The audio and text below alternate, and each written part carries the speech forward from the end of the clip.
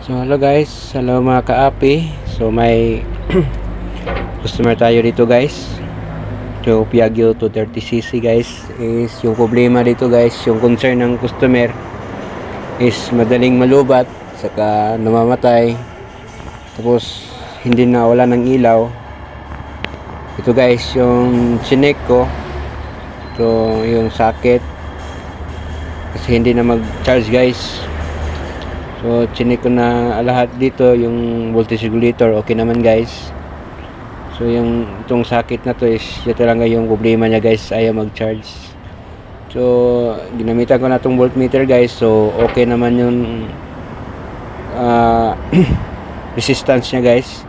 So yung problema lang talaga niya guys is ayaw mag-charge. So itong tatlong wire na galing stator, so puputulin natin to, saka isa-isahin nating pagdugtong dito guys.